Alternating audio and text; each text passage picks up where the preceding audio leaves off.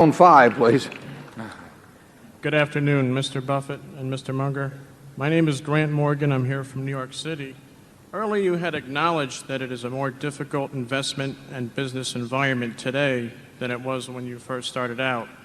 My question is, if you were starting out again today in your early 30s, what would you do differently or the same in today's environment to replicate your success?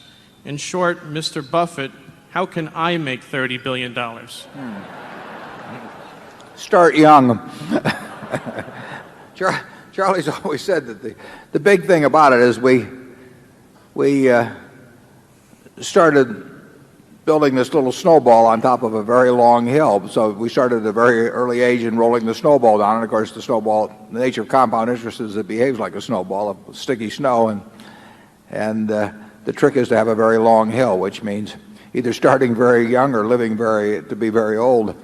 I would do it exactly the same way if I were doing it in the investment world. I mean, if I were getting out of school today and I had $10,000 to invest, I'd start with the A's. I would start going right through companies, and I probably would focus on smaller companies because I would be working with smaller sums, and there's more chance that something is overlooked in that arena.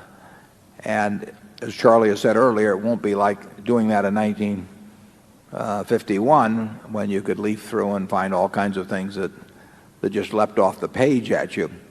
But that's the only way to do it. I mean, you have to buy businesses or little pieces of businesses called stocks, and you have to buy them at attractive prices, and you have to buy them and you have to buy into good businesses. And that advice will be the same 100 years from now in terms of investing. That's what it's all about.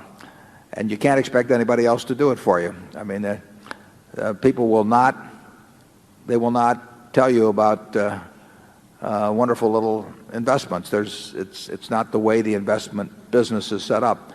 When I first visited Geico in January of 1951, that rest of that year, I subsequently went down to Blythe and Company, and actually to one other firm that was a leading, Geyer and Company, that was a leading analyst in insurance. And I thought I'd discovered this wonderful thing, and I'd see what these great investment houses that specialized in insurance stocks said, and they said I didn't know what I was talking about. It wasn't of any interest to them. You've got to follow your own. You've got to learn what you know and what you don't know, and within the arena of what you know, you have to pursue it very vigorously and act on it when you find it. And you can't look around for people to agree with you. You can't look around for people to even know what you're talking about. You have to think for yourself. And if you do, you'll find things. Charlie? Yeah, the hard part of the process for most people is the first $100,000.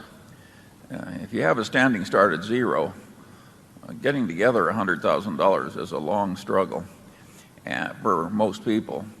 And I would argue that the people who get there relatively quickly are helped if they're passionate about being rational, very eager and opportunistic, and steadily underspend their income grossly. I think those three